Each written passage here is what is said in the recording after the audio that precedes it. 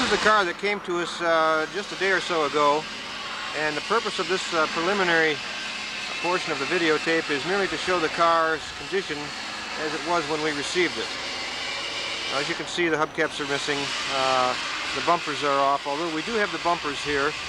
The body at first glance looks pretty good. Now, we haven't done any investigation of the car at this point to actually determine its condition, but the owner tells us there's a lot of Bondo in it, and it has been, of course, repainted, and some other work has been done to it. But again, this is just more or less to show the car as we received it. So I'll just walk around the car so that there's a good record of what we have here.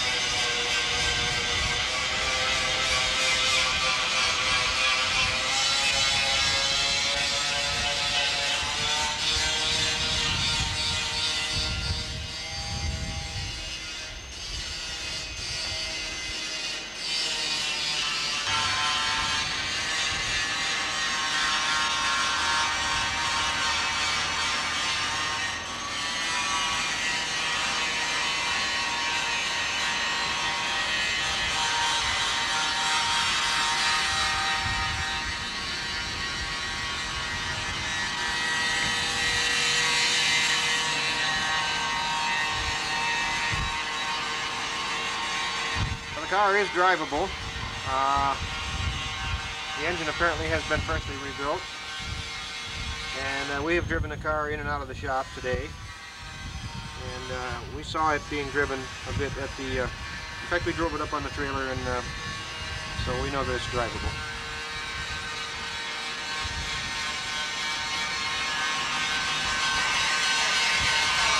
There are a couple of boxes here in the trunk with parts in them. We have not yet opened the boxes, so we aren't certain just what parts are in there.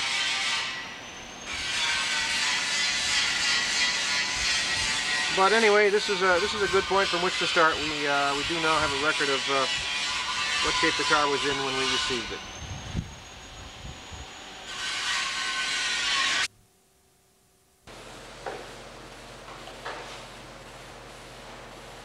At this point, we're well into the disassembly portion of the restoration project on this car, and as you can see, of course, we've removed the engine and most of the components from the engine compartment area, and also, of course, the hardtop is off and the interior is out, and we're in the process now of taking off the old rocker panels.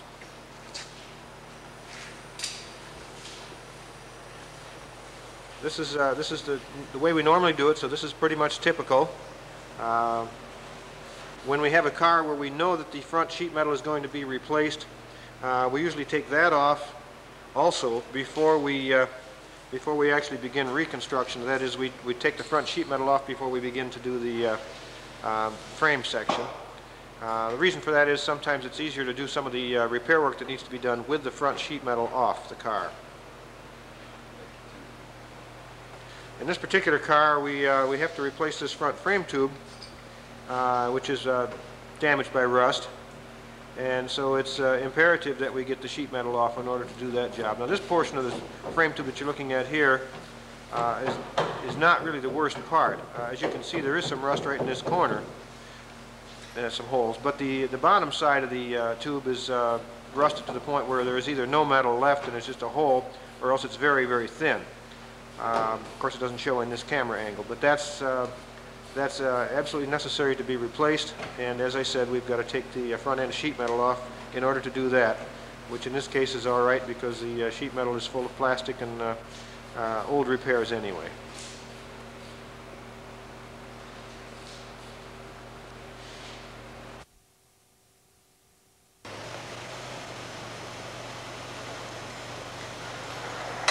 We're at a point now where we've got the front end sheet metal pretty much all ready to disassemble. We have cut all the spot welds. This is quite a project, by the way. There are numerous spot welds all along this seam, and you can see where the round holes are, where we drilled out all the spot welds along the entire opening of the hood. And also we had to cut all the way around the grill opening. You can see where we've cut around there in order to release that. And in addition to that, at each of the forward door pillars, there are bolts that have to be taken out, and of course they've been in place for 30 years and they're difficult to get out. So to suffice it to say that we at this point have got quite a bit of time into removing this front sheet metal, so it's a little bit of an understatement to say here we go, we're going to remove the sheet metal, but anyway, the work up to that has all been done and now we're ready to go.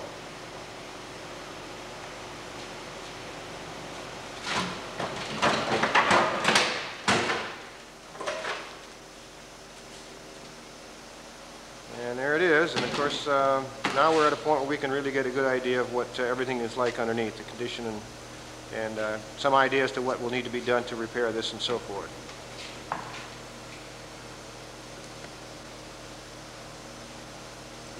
Now before we remove the rear end sheet metal, we want to do some work on this front end, and that involves cleaning it up, sandblasting it, repainting it, and at the very least doing the rough assembly of the new sheet metal prior to getting too involved in the rear end. And the reason for that is that it gives us a good frame of reference as to fitting the parts. If we were to take all of the sheet metal off, we would lose the advantage of having the original dimension of the car. And unlike the factory where they have jigs and tools to get all their proper dimensions, we have to pretty much rely on what the original location of the parts was. So before we do the rear end now, we're going to continue to work on this front end.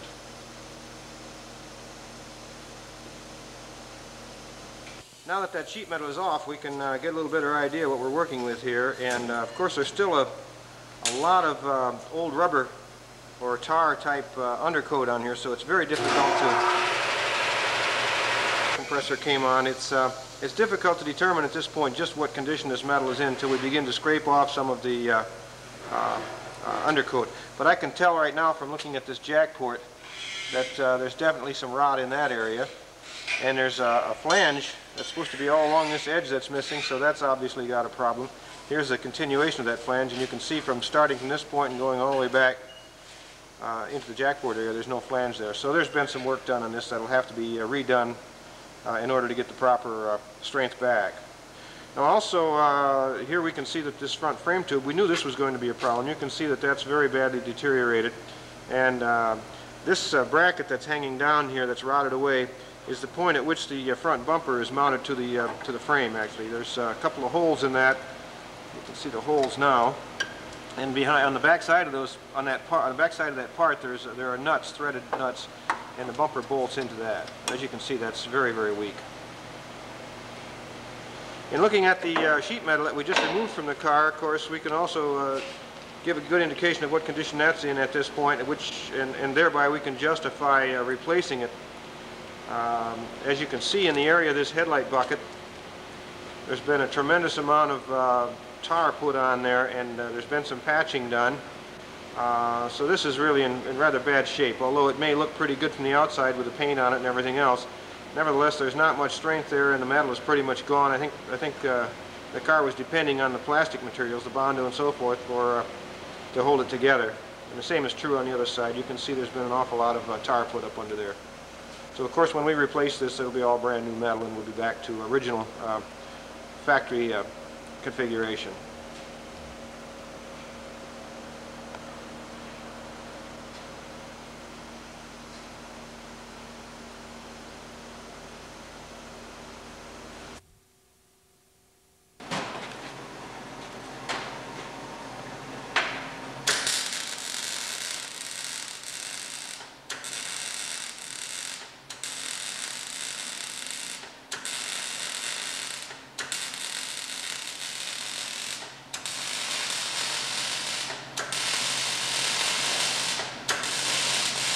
What we're doing here is installing the new front frame tube. And you may recall from the estimate and from our earlier conversations that the front frame tube was in pretty bad shape, and so it was necessary to replace it. And so this is the new part now being welded in place.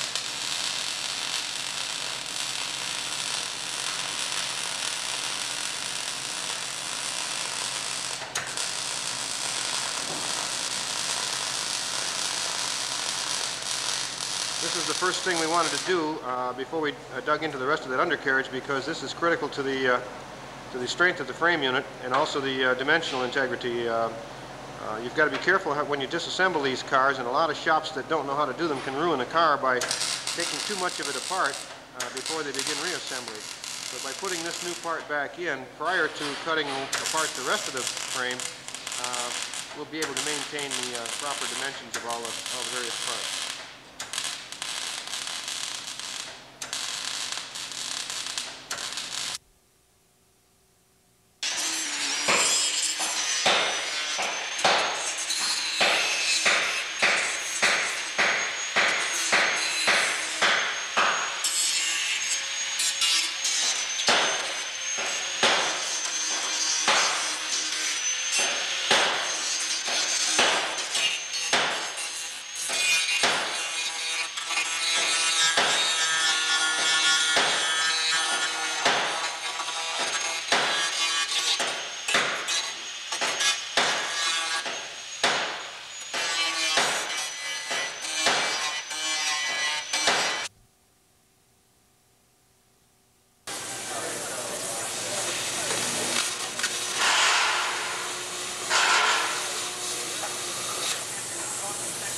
What we're doing here is cutting out portions of the old floor using a plasma cutter.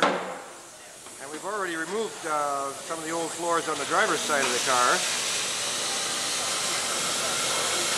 And we've already begun reconstruction of the frame. There are some new parts in here already. And the reason we do that is prior to tipping the car on its side, we like to get some of the structural strength back in the car.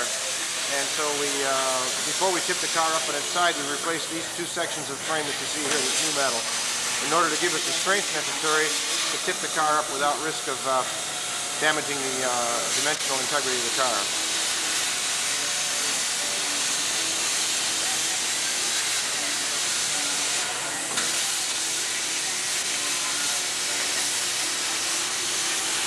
Now, in looking at this undercarriage, we've already cut away the areas that were very badly deteriorated.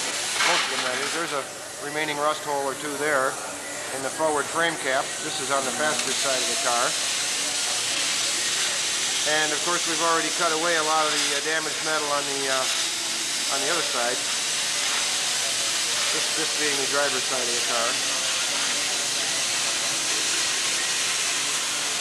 So once we get all this metal cut away, as you can see, we've already ground the flange areas, that is the areas where the new parts are going to be welded in place.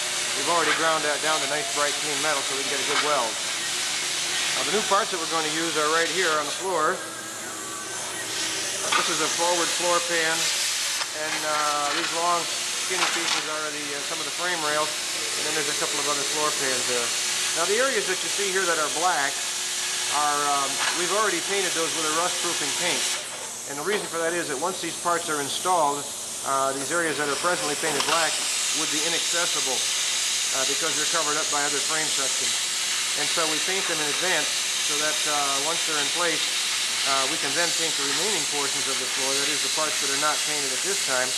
But these areas that are painted now, that way will be covered. And like I said, once these parts are installed, you can't get at these areas. So this is something that the factory never did. They just put bare metal together and they painted the outside surface, but they never painted the inside, and that's why the cars were so prone to rust.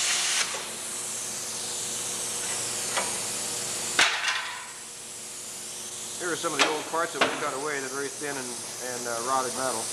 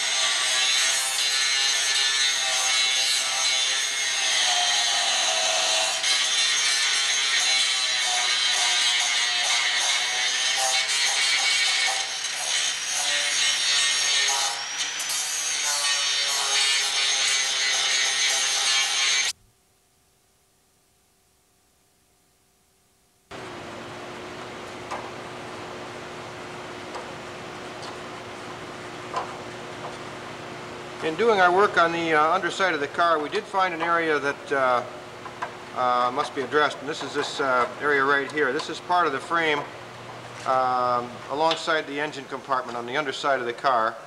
And as you can see, there was some very, very thin metal here, and in tapping around with our pick hammer, we found this to be very thin. So this is going to have to be cut away and a patch panel fabricated from heavy gauge steel and welded back in place.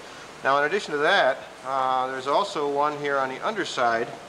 I don't know if I'm going to be able to get a good camera shot at this or not. We'll see if I can get up underneath here. Yeah, there it is. Pretty much the same sort of a thing. It was just an area of very thin metal, and we tapped at it and broke through it, so that's an area that also will have to be repaired. Now, we're in the process at this time of preparing the inner parts of the frame prior to installing the floors. And as I mentioned to you earlier on this videotape, in looking at the floors, now they're turned around now so the backside is not visible, but in looking at these floors, you may recall that we painted certain portions of those because we indicated that they were not available to get at once they were installed in the car. And here we have the same situation going on the frame. These parts of the frame will no longer be accessible once the floors are put in place. So we paint them now with this rust-proofing material. This is a paint that's an anti-rust paint. We found it to be very effective. It's very tough. Had the factory done this originally when the cars were built back in the 50s and 60s, we would not have the severe rust problems that we have today with these cars.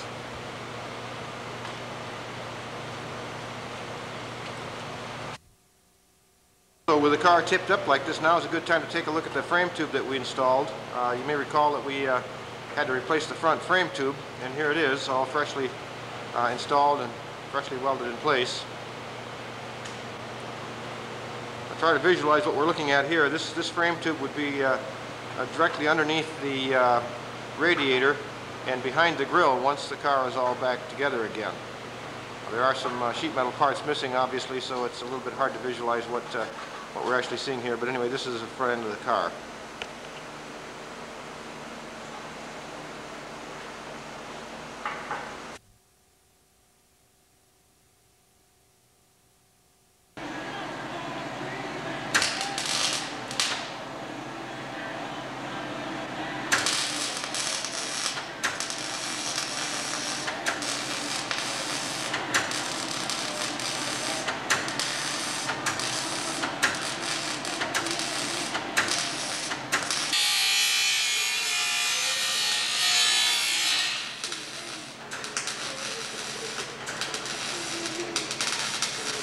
Well, as you can see, we're in the process here of installing the new floor pans, and this is on the passenger side of the car.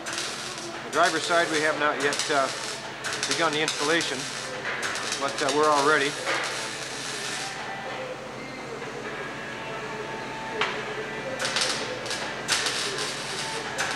Once we get this done, this will pretty much complete the undercarriage portion of the project, and then we'll go on to the next project, the next phase of the project, which is replacing the upper body sheet metal, fenders and so forth.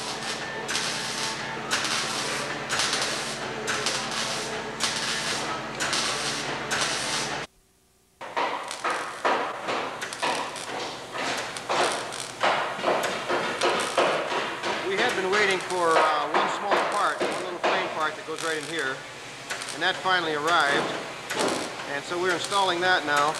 And then that will allow us to put in the last two remaining pieces on this side, and that is the frame cap and the toe board.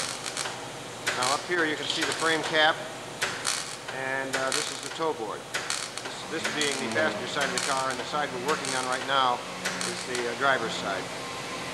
So that will finish up this undercarriage portion. I might also point out that we've got the rear wheelhouse in now. That is the spare tire well. And we also found a few areas of rust through up in here and along this frame tube, and those have now been taken care of. There was a little area down there where you see some bright, shiny, fresh metal, and that's another area where we did a little repair work.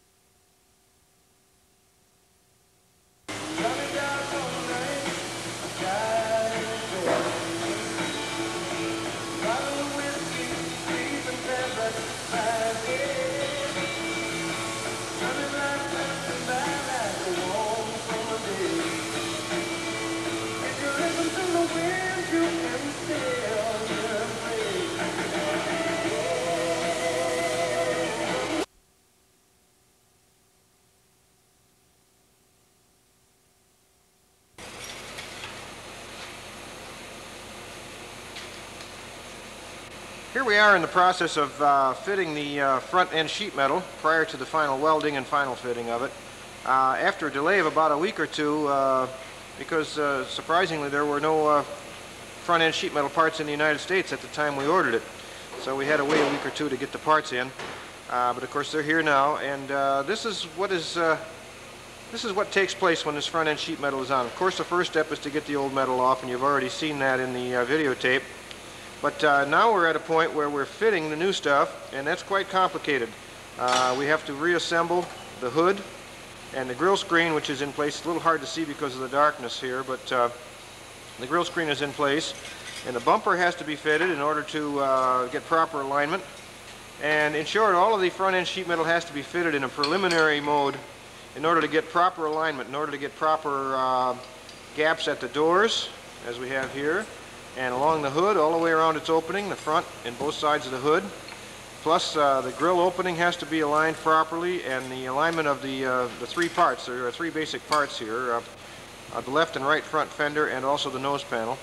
All these parts have to line up properly and be clamped in place, and then the front bumper has to be installed to ensure that the sheet metal is located properly so that the bumper brackets exit through the center of the holes that they're supposed to come out of. And so all of that has to be accomplished before any actual welding and final assembly can be done. And this is one of the things that, based on what we've seen from what other shops have done, we're probably one of the very few, if not the only shop that takes this much care in lining these parts up.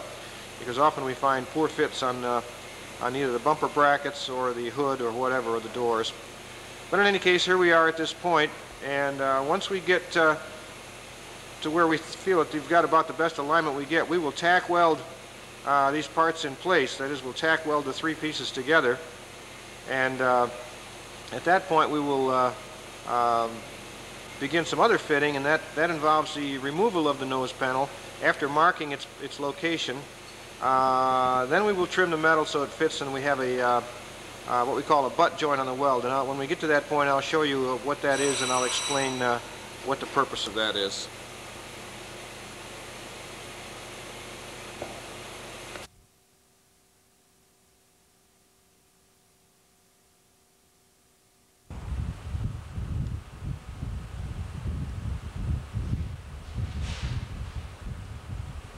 At this point we have the sheet metal all welded together. That is, the three parts. The two front fenders and the nose panel are now welded together as one unit.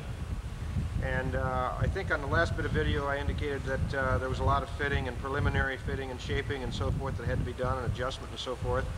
One of the other things we also do at this time, these two parts, the fender and the nose panel, are made in such a fashion that when they're lined up on the car, there's actually an overlap. In other words, the fenders are a little longer than they need to be, and the nose panel is a little longer than it needs to be along this area here. And so there's an overlap. Now the purpose of that, as the parts come from the factory, is to allow the installer some leeway in adjusting, because these hoods vary a bit in length. And that would give you the extra metal you would need to get a proper gap at the front of the hood, for example. And so they leave that extra metal there. Now 9 out of 10 shops, or virtually every shop that has done one of these cars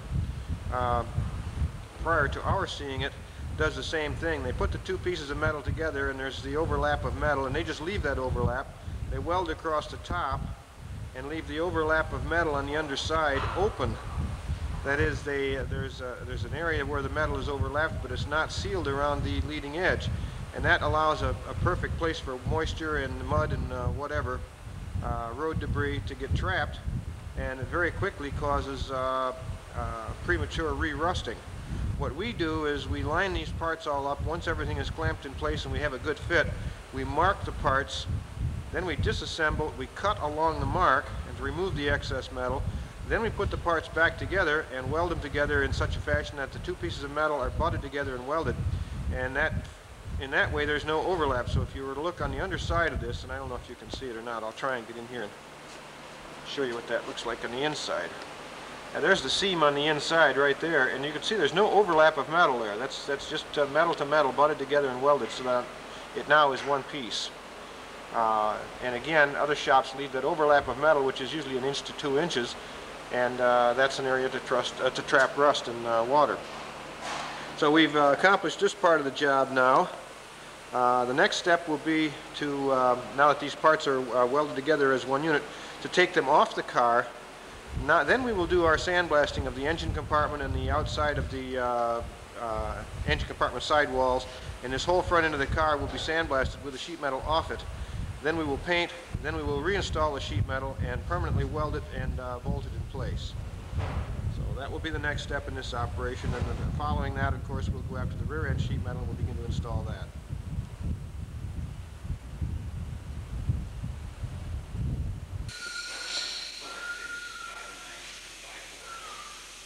Well, here we are with the front end of the car freshly sandblasted, and as usual that gives us additional work to be done in these areas. Invariably there are areas where the metal is very thin and where there are tiny holes in it that did not show up before, and once you get the old undercoating off and the grease and the dirt and the old paint and whatever else, the rust, you invariably find additional areas of rust through and deterioration, and of course this car is typical.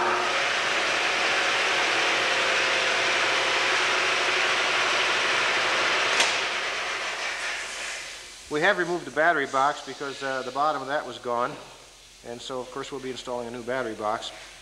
But in addition to that, as I said, there are some areas where the metal is very thin and there's some additional holes in it. Here's a good example. These areas are always rusty on these cars. There is a piece of felt, quite thick felt, about 3/16 of an inch thick, that they used to line these tubes. These are actually the air intake tubes for the heating and ventilating system. And for some reason the Germans saw fit to put this felt liner in it. I don't know if that had to do with silencing the thing or what the purpose of it was, but in effect what it did was the felt would get wet, of course, from airborne water, either from rain or being thrown up from wet roads, and it would get in that felt, and the felt would remain wet for a long period of time, and therefore the metal underneath it would rust. And so here we are. This is, like I said, every one of these cars has rust in this area. This upper nose panel support, as it turns out, was also very thin, and you can see there are some there's some rust holes in it right in here, so it may behoove us to replace that part.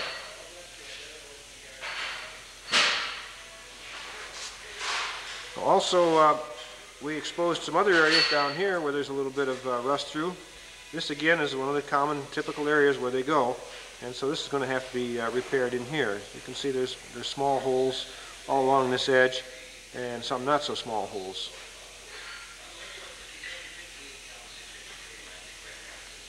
So that will be our next plan of attack, to repair these areas of recently discovered rust through, and then we will paint the whole thing, and then, as I mentioned on the earlier bit of video, we will then reinstall the front end sheet metal, which has already been fitted and tack welded in place.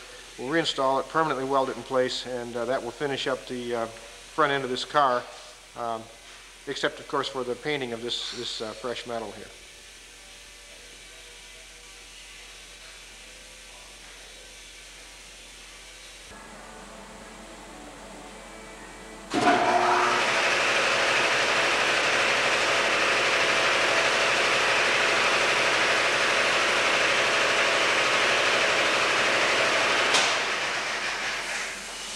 At this point we're working on the rear end sheet metal. We've completed the work on the front sheet metal, and as you can see we've removed the paint from the tail panel. Now the tail panel is an original, factory original part. It has not been replaced at any time as near as we can tell.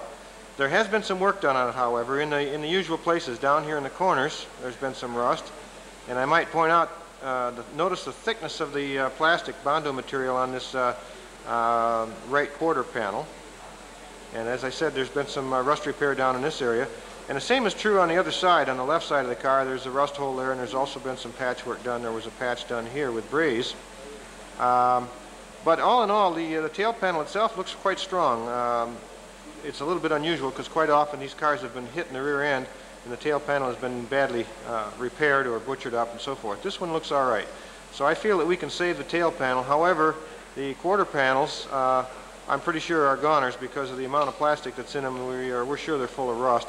And another clue to that is the shape of the eyebrow. This eyebrow is grossly exaggerated. It's about half again as thick as it should be, and that tells us that it's full of plastic, and so that quarter panel is probably going to have to go. But at this point it looks like we'll be saving the tail panel but replacing the quarter panels. Now also at this point I wanted to show you that we have got the engine compartment all painted. It's all been sandblasted and painted, and so that's all ready to go. And as you can see, we've fitted the hood and the nose panel, and all the front end sheet metal is now done.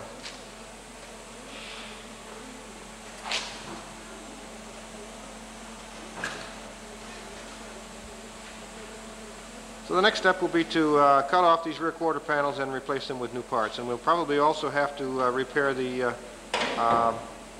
inner wheel houses at the same time.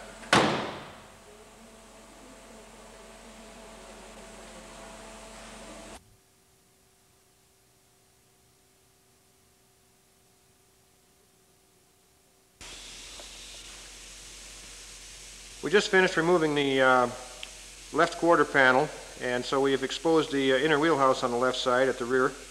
And we had thought initially that we could replace this with a repair panel.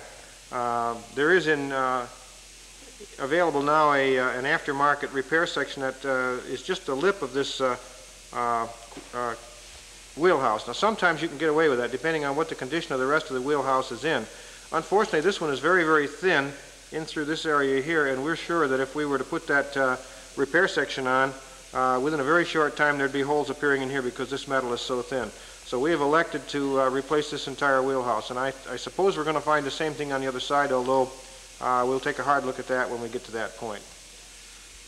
Now the quarter panel that we just took off is lying here on the floor, and as I mentioned earlier in this video, it was very heavily coated with plastic material. So there's almost no metal left here. It's virtually all plastic.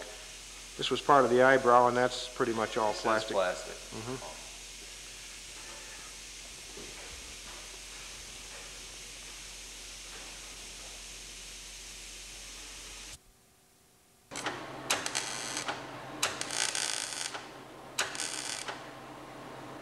Well, after a wait of several weeks, we finally got the last part that we were waiting for on this car. We're missing one major body part, and that is the part that you're seeing here, which is the left rear wheelhouse. For some reason, there was a shortage of them in the country, and we had to wait for a shipment from Germany to arrive before we could get the part. But now it's here, and we're able to continue working on the car now. So what you're seeing here is the welding in place of that wheelhouse, and then after that we'll be able to fit the left rear fender, and then pretty much at the same time we'll be able to continue with the rear sheet metal work on the car.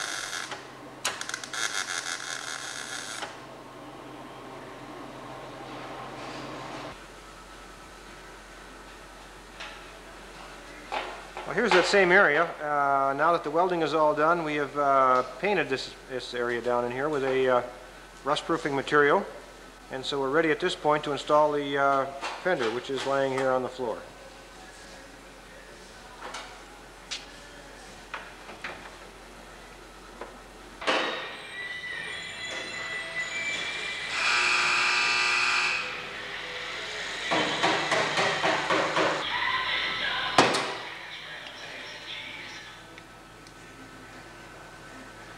What we're doing here is installing the left quarter panel, and we're using screw knives. This is something that, as far as I know, no other shop does this. Everybody else has a hard time figuring out how to attach the steel fender to an aluminum pillar, and people glue them on, and they try to weld, and of course you can't weld dissimilar metals together.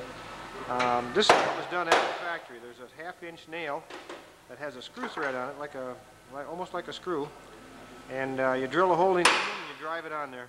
And that's how they did it at the factory.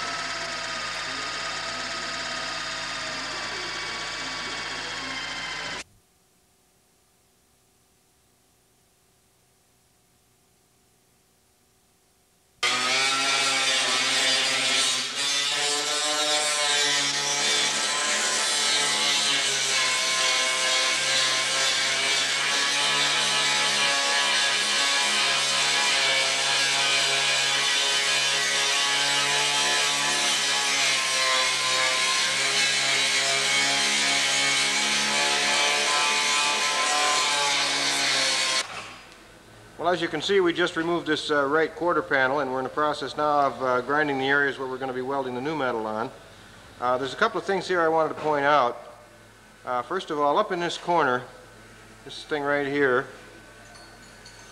is the mounting pad for the cable tensioner for the convertible top, which of course eventually will be installed later in the job. But someone in the past had jammed a what appears to be a sheet metal screw or a wood screw into that part. You can just see the end of the screw sticking out there. Now that has ruined that little tab, because that's supposed to be threaded with regular 6mm thread, so a bolt will go in there. Now what we're going to have to do is remove this part and place a new part on there so that we can properly install that cable tensioner at some point in the future. Also, I just wanted to mention that there had been some repair work done down here. Here is a patch that was put on it sometime in the past, and as you can see, it was put on with screws. So we will also remove this patch and weld a new patch in and do it properly.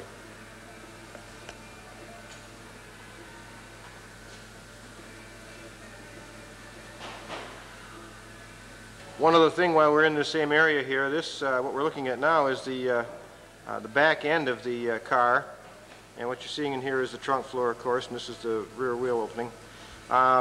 This pan right here has been apparently been patched up, and it's got a lot of tar and so forth on it. We're going to have to probably replace that part as well, because it was not properly repaired at some point in the past.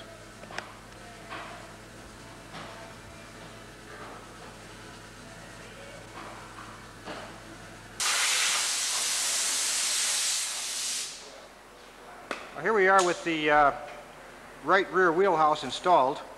And as you can see, we've painted it, we've sandblasted and wire brushed and cleaned the area in around this thing, and we've done our painting. And so the next step now will be to install the rear fender, but prior to that we've got to make up a trunk floor side panel that goes in here. I think I mentioned in the last bit of video that that area was in need of replacement, so we've got to do that next.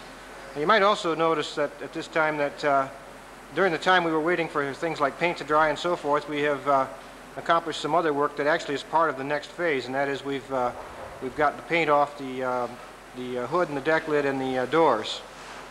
So that's quite a bit of work that's already been done. So they are actually ready for final body work and paint at this point.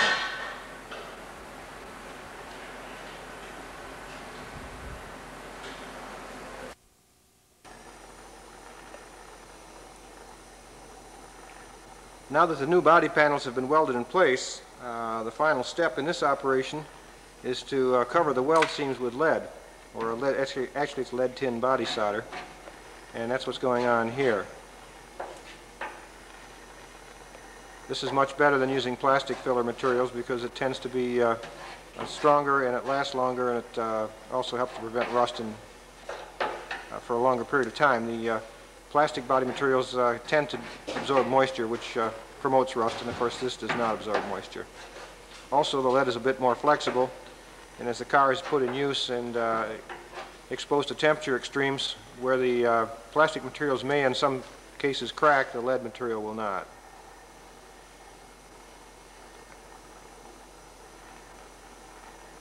Now, as you can see, we've got a very good weld there. It's virtually an invisible weld seam to begin with, but even so, the lead helps to ensure filling of any tiny pinholes that might exist in the weld and allow moisture to get in. So this again is further insurance against that.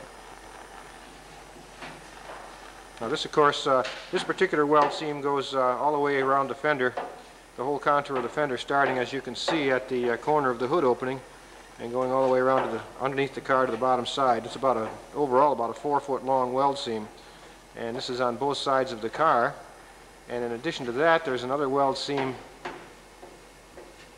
right up here, where at the cowl, where the fender is connected to the cowl piece. And also at the rear deck, there's another weld seam right in this area here. And again, all of these will be covered with lead. Also, I'm going to walk around the back of the car here for a moment. There's also a weld seam right here, as you can see, where the rear fender, or the quarter panel as it's called, is joined to the tail panel. And there's a seam down here and then up here and across. Now, as you can see, we've got the tail lamp in place here, and the reason for that is to make sure that everything fits properly. And sometimes we have to do some rework on these, even on brand new factory parts. They don't always fit well, so at times it's necessary to rework them in order to get a good fit. This quarter panel we installed yesterday, or I should say we began to install it. There has not been any welding or trimming done yet, so we have to complete that. And again, there's a weld seam up here. Now, this weld seam has been made, and it's been welded all the way around here, and it's secured all the way along the opening of the door edge.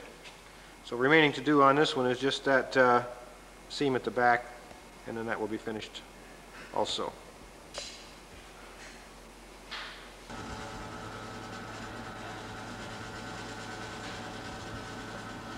At the request of the owner of this car, we pulled all the chrome parts off the shelf and laid them all out here so we could take some video of them, and we'll give them a little critique at this time, and along with our recommendations as to how to handle it. I also have a few other parts here that I think that the owner would be interested in seeing, and I'll get to those in a few minutes. But starting out with the chrome parts here, these of course are the wheel trim rings, and they are fairly presentable. I guess to maybe getting a little ahead of myself, but I might say that all of this chrome is usable to some extent.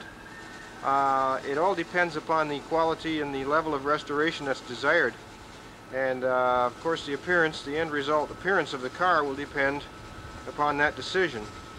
And so we can't make that decision for the customer. All we can do is to show what we have in-house here and advise. So getting back to where I was initially, these are the wheel trim rings. These parts do have some dents and some scratches in them, but as I said, they are presentable and they are functional, so they could be used. The same is true of the hubcaps. Again, presentable, but not really all that great. There are some dents and some scratches in them that would be very difficult to show on the video here, just because we don't have enough definition here, and the glare of the sun and everything else to be considered makes it a little bit difficult to really get a good look at them. You'd have to be here and actually have the parts in your hand, and the same is true of these. Perhaps you can see some of the dents and scrapes and scratches in these wheel trim rings.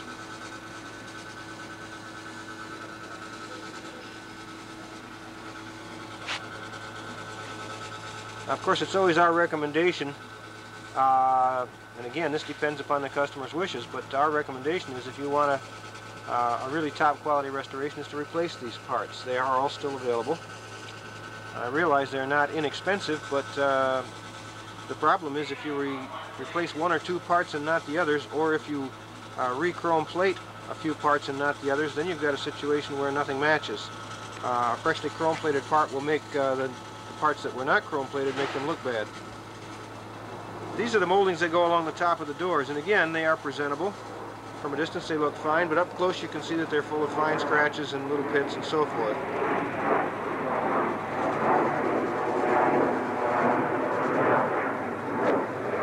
Tail light assembly. One of these had a problem, and I don't know if it's this one or the other one. Yeah, this is the one here.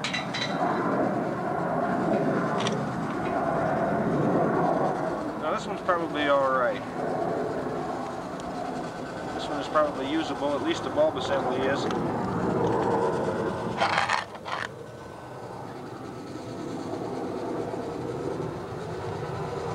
Again, the lens has got some pitting in the chrome.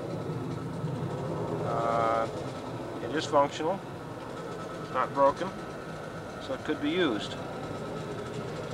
Now, accompanying this videotape will be a listing of the cost of some of these chrome parts that will help to make the decision as to what to replace and what not.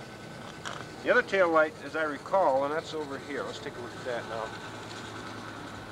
This has some problems. I don't think we're going to be able to use this. We could make it work, but it would not be right. This one is broken on the back, as you can see here. The mounting bolt is broken, and someone stuck this this bolt in here, which is not correct, and it makes for a bad mounting situation. Plus, there's not supposed to be two holes here. There should only be one. This hole, as you can see, has been enlarged, and it's no longer a round hole, so that would affect the ability to properly mount this part. And again, on the lens itself, there is some pitting and some scratching and so forth, but again, that's something that only the customer can decide what he wants to do with it. It's quite expensive, but I think this is probably a good usable part. This horn ring is better than most, and I would probably say let's go with this. I would not recommend replacing this at this point. This part is either made of die-cast or aluminum. They came both ways. And once they do get bad, when they get corroded and pitted and the chrome starts flaking off, it's always our recommendation to replace this part because it does not lend itself to replating. The chrome plating process just more or less ruins this part. The stone guards, just like everything else, dents and scratches, and functional the way they are, but really not very presentable. I wanted to show you one other thing on these stone guards. Whoever mounted them at one point was not aware of how they're supposed to be mounted, and this hole that you see here does not belong here. That hole does not belong there. It's not. It serves no function really, except that whoever put the things on didn't know how to properly secure them.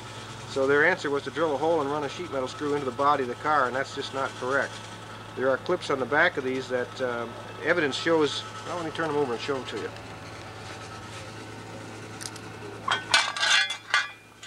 These two mounting clips, as you can see, they're pressed down flat against the back side of the stone guard. They should actually be tipped up a little bit, and if they were tipped up, they would fit in the slots in the body of the car, and that's what holds the thing up tight against the body of the car, not the hole that they drilled here. So someone did a great disservice by doing that to these parts. But in looking at the rest of the parts, like I said, they are full of dents and scratches and should be replated at the very least. And these holes should be welded shut. The trunk star is badly pitted, and this does not lend itself to replating because being made of die-cast metal, it tends to corrode down into the metal, and once you strip the old chrome off, you end up with a part that's very badly full of holes. Headlight rims, just like everything else, dented and scratched. Functional, but again, would not be very attractive on a freshly painted and fully restored car. The side moldings, we call them the eyebrow moldings, these four moldings here, and then the two rocker moldings. These are not expensive parts. They cannot be replated. They're made of aluminum. They're bright aluminum. And so we recommend replacing them. The grill, not too bad actually. The grill probably would probably be all right the way it is, except for this one dent right here. And let me see if I can point that out. Right there, there's quite a large dent. We may be able to remove some of that dent. The part is not badly rusted, and it probably could be used the way it is. The barrel, the center section here, of course, has been painted red, which is not correct. We would recommend going back to the aluminum color, or actually it was originally a cadmium plate on there, but we would get that red paint off. Also, we did not find a grill star with this car, so it does need a grill star. Okay, the bumpers on the car, with the exception of the rear bumper guards, which are badly damaged. As you can see here, they're misshapen and dented rather badly. These would have to have some rather serious work done to them in order for them to be functional. The rest of the bumpers, again, they are functional. They will clean up and look a little better than this. But just like with everything else, if you want a really good-looking, high-quality job, I would recommend replating them to be in keeping with the rest of the level of the restoration. Now, like I said, this bumper on the front here will polish up, and it'll look a lot better than it does now. There's a few dents in the guards, but the rear guards are badly smashed. Looks like someone probably tried to push the car with another car at one time and smash these guards. One other thing that I wanted to point out, here's the fuse box cover. As you can see, it's broken. This is going to have to be replaced. And also in the non-chrome parts, here's the radiator, and as you can see, there's been some rather severe damage to this radiator. It apparently has been repaired to the point where it doesn't leak. But as you can see, several of the tubes, 1, 2, 3, 4, 5 of the tubes right down through the center have been cut off and rolled over and soldered shut, so that you're not getting all the cooling capacity that you should. So our recommendation would be to recore this radiator. And the cost to recore a radiator is about $200, $225. I haven't had to do one in the last 8 or 10 months or so, and so I'm maybe not on top of the prices right now, but it's going to be between $200 and $250 or $220 to recore that.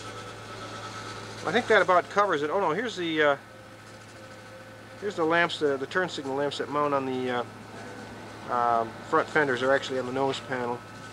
Again, they have some corrosion. They could be used, but they're not an expensive part. They're less than $40 each, and I would recommend replacing them. This one here might be a little bit better of the two.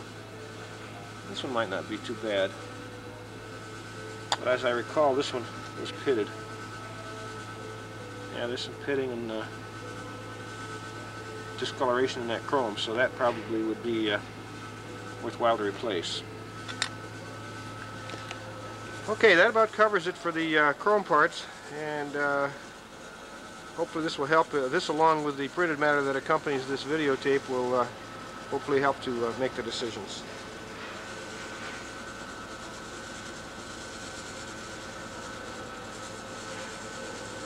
One other thing I wanted to point out before I shut off here, and that is that there's a lot of small parts that also should be replated. I didn't bother to show them because it's just the time to do it and dig them out and so on would just be cost prohibitive. It would be cheaper to just go ahead and get them plated than it would to dig them out and talk about them. But things like door handles and window cranks and small parts like that may or may not have to be plated and or replaced. But again, the cost of doing it is not that significant. So these are the major parts, and this would represent the bulk of the cost as far as this part of the restoration goes.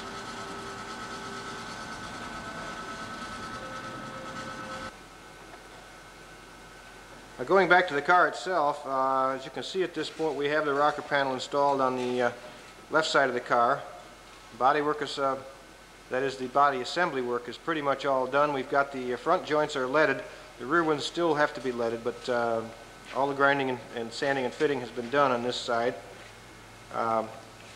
Here is the rear axle, which now has been sandblasted along with the springs and repainted, and that can soon be put back in the car. And at this point, we're in the process of preparing to fit the rocker panel.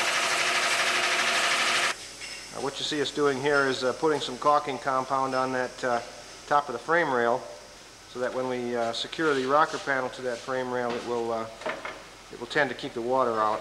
Water gets trapped up under there, and it generates rust.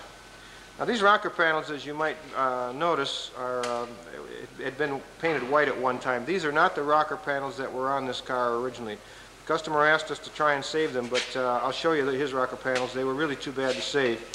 But he seemed concerned about the cost, so we did have a pair of used rocker panels that we can let you have for about half the cost of new ones. These are good rocker panels. It's just a matter of getting the paint off them. We're actually on the car originally, and the problem with them is that someone had brazed them on at one point, and in order to get them off the car, once they've been brazed on, they're supposed to be screwed and bolted on. But right along this edge here, the metal was just rotted away and gone. And by the time we got them off the car, they really weren't usable anymore. And the same is true on this end, and the same here. And as you can see, there's a lot of rust on the back side of these. And the metal is rather thin, so we didn't want to take a chance on putting these rocker panels back on the car. So we replaced them with this used set. Well, that about covers it for now. We're at a point now where we're very close to being totally complete with this phase of the job. There's a little bit left to do. The final assembly of the rocker panels and the fitting, and the last bit of lead work on these 4 seams at the back here, and that will pretty much finish up this phase. Then we will sandblast and repaint the trunk, and then the car will go into the paintwork phase. In fact, I think I mentioned earlier on the videotape, we've already started on that, and here's the hood for the car. We're beginning to do some body work on that now in preparation for paint. And the same will be true of the deck lid and the doors, which we generally do first of all before we actually do the body itself.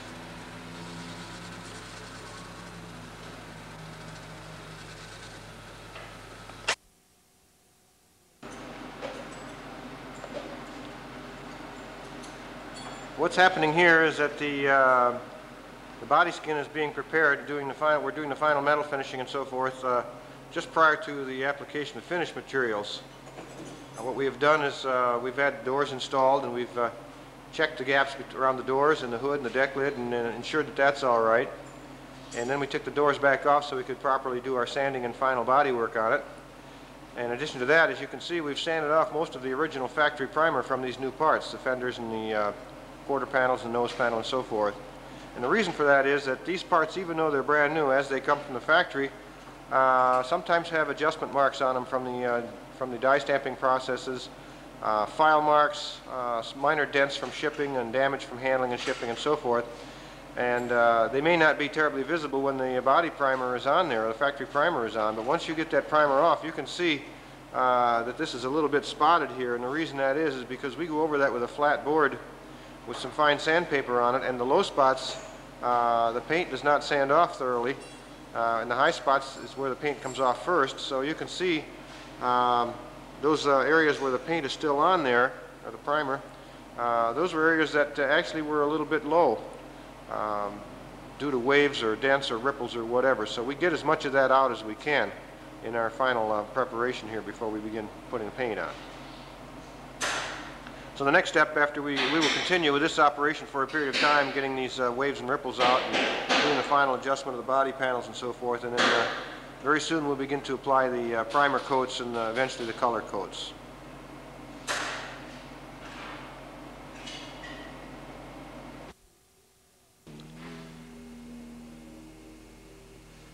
Well, here we are at a stage just prior to putting the paint on the final color coat on the car, and we've done the final fitting of all the body panels, and as you may notice, we've got a good gap all the way around on the hood, and the doors and the trunk lid are the same way. We've got good fits on the body panels.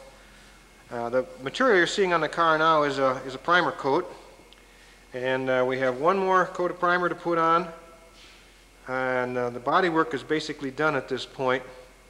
And actually what I'm showing you now is just the door gaps and so forth. The primer coat is on now, the final prime coat, and we will put, I'm sorry, we have one more prime coat to put on, and we will block sand that with very fine sandpaper, and then the color will go on, and that will happen probably tomorrow. We would have done it today, but we ran into a little bit of a snag. We ordered paint, and what they sent us was the wrong paint, so we have to have another batch of paint mixed.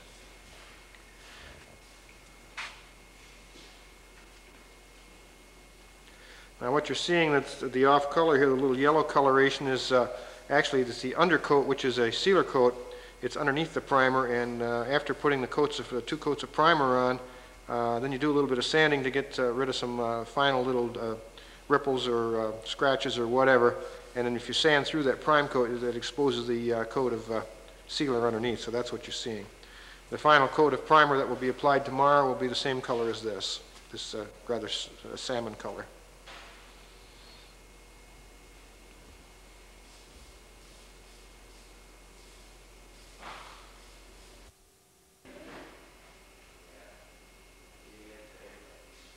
Yesterday afternoon we sprayed the car, and this is the end result. It's a little hard to get a good camera angle in here because the spray booth is a little bit too small to get back as far as you need to get an overall view of the car, but it does look very good.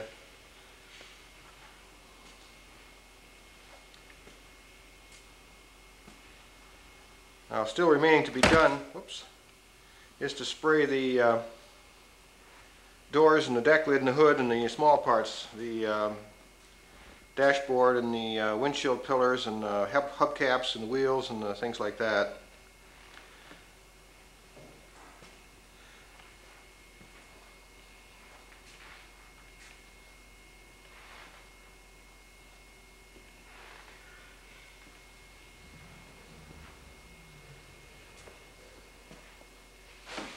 And we will do that today. And after about a week of curing time, we can begin to reassemble the car, to unmask it and clean things up, and begin the reassembly process.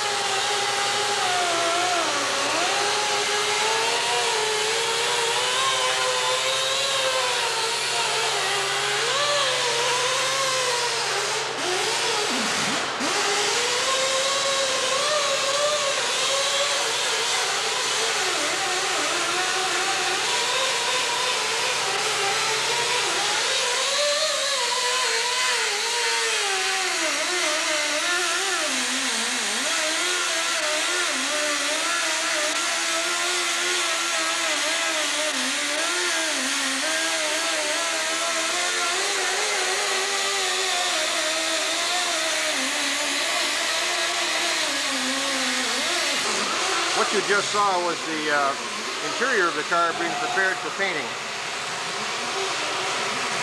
I hope you can hear me above all the noise in here, what with the air grinder going and the compressor.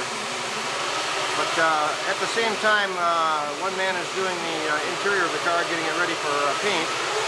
We're also working on the chrome parts of the car and also the dashboard. As you can see here, the dashboard is painted, and there's also the leather has also been put on the bottom section of it. And at this time, we're cleaning up the chrome that goes on it in preparation for installing that.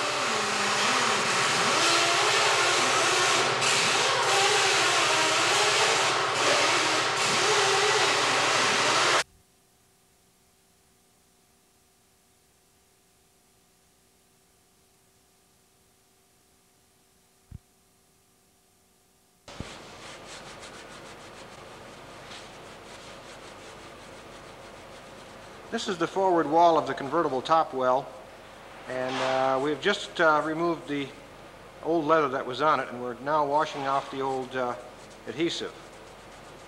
This is one of those little labor-intensive operations, and there's no other way to do it.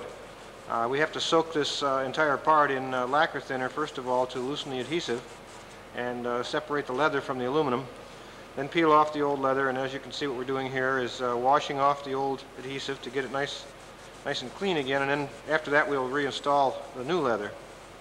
And the reason it's important to get all of this old stuff off, all this old adhesive, is that if you don't, when you put the new leather on, you'll be able to see the lumpiness and the edges of the old adhesive.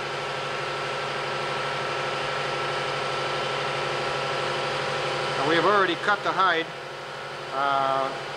for the pieces to go on here, plus the pieces that go on all the other interior parts of the car. So I'll be showing more video of that as we go along and as we install those pieces.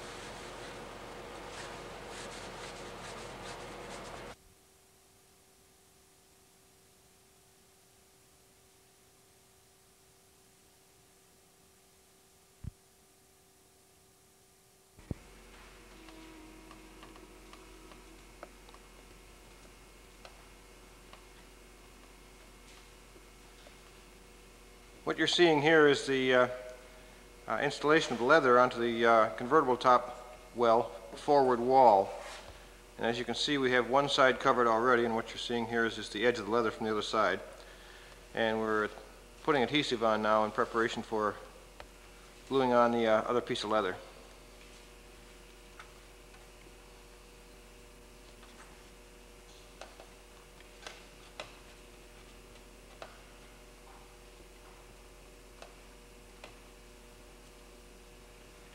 Meanwhile, work continues on the rest of the car. We're at this time finishing up the painting of the interior and the trunk of the car.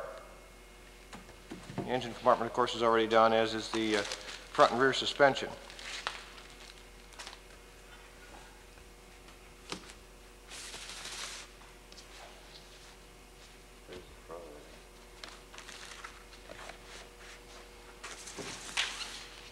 And this, of course, is the piece of leather that's going to go on the other side of that top wall.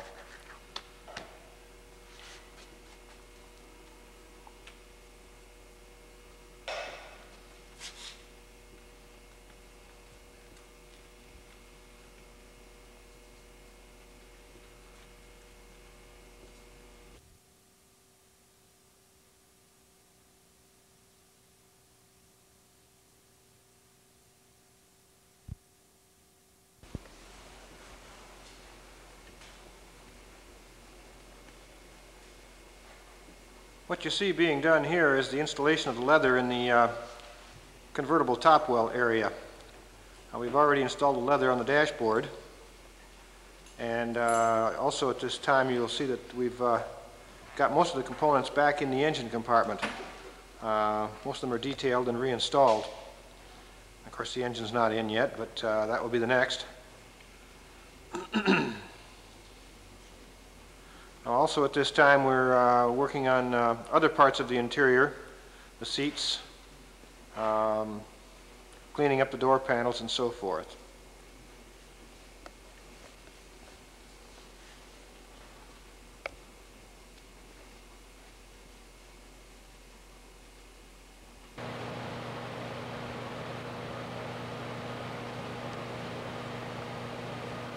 We recently received the chrome plating back from the plater, and here's most of it. There's a few more pieces that are still in the box that we haven't unpackaged, but these are the major pieces, and so now we can begin to assemble these pieces and install them. On the back side of the major parts, such as the bumper parts and the grill wings, these are the grill wings, and the back side of the bumpers, we will paint these because they tend to get rusty, and so the paint helps to prevent rust in the future.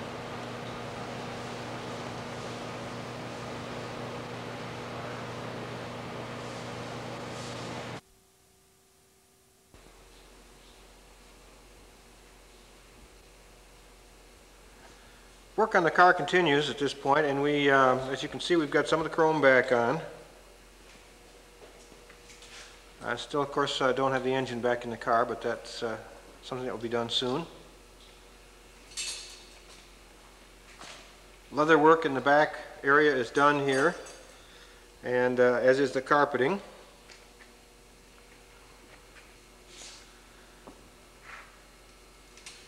And we've got part of the false floors, and we don't have the wooden false floor in this side yet, but it is in on that side. And of course, as you can see, the instruments are back in, except for the radio. We don't have a steering wheel on yet, obviously, but that will be also done soon. Also, at this time, we do not have the new tires yet. They are on order, and they should be here any day.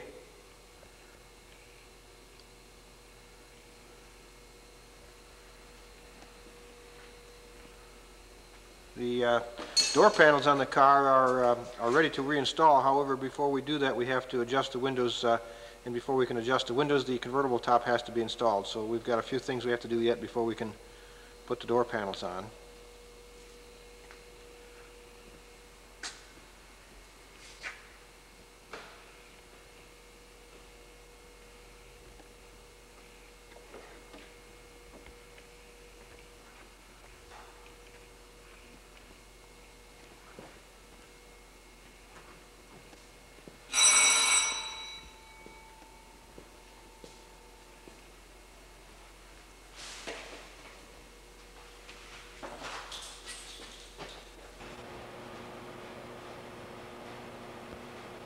Well, we finally got the last of the parts we were waiting for, and now we've completed the work on the car, with a few exceptions which I've pointed out to the customer in a letter.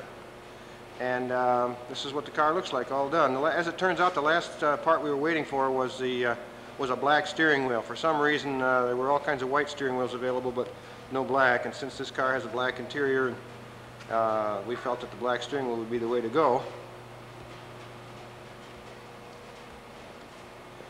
I normally like to take this final video outdoors, but the weather's not that good here, and the roads are salty and icy and so forth, so that's why we're doing it inside, and there really isn't enough room to do the car justice. From a videotaping standpoint, they always look nicer outdoors in the sunlight, but unfortunately that's just not able to be done at this time. Now, you may recall from earlier in the video, we pretty much did the complete interior restoration with the exception of the door panels, and because they were in good enough shape that the customer elected to leave them as is. And also we did not do the sun visors because they also were on the borderline, and we didn't know if the customer wanted to go that route or not. But as you can see, of course, the dashboard's all new and the instruments are all in now and everything. We still do not have the radio in. We're waiting for a decision on the radio installation from the customer, whether or not to go with a original type radio or put the radio back in that was in the car, or what.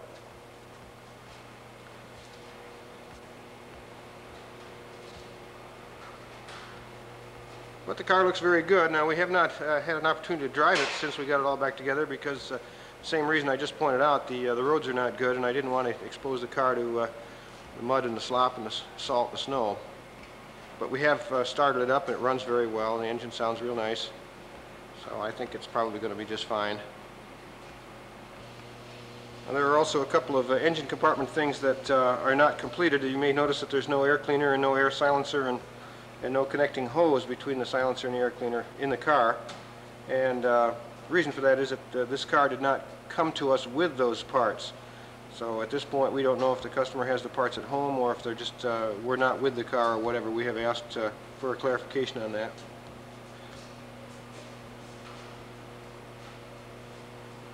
Now we still have to do the final buff and polish. We'll do that just before the car is delivered, and that way it's looking its best when the customer sees it for the first time after the restoration.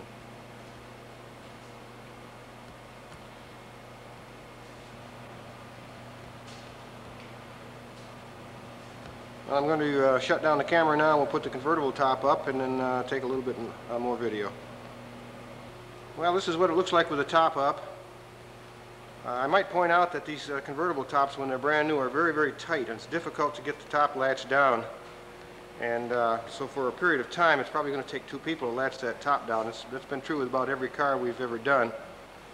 For some reason, the people that make these tops have a pattern that is a bit on the small side, which actually is a plus because they do tend to stretch out in time, and it's a lot better to have one that fits snug and looks good with a minimum of wrinkles than it is to have one that flops and bangs and clatters as you drive down the highway, because that would drive you nuts. And also they don't look as nice.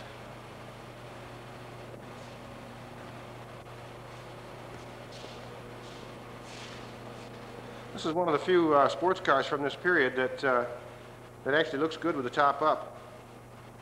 The Jaguars and the Porsches of that same vintage and the Triumphs, I always felt never looked quite right with the tops in the up position. They just are kind of ugly.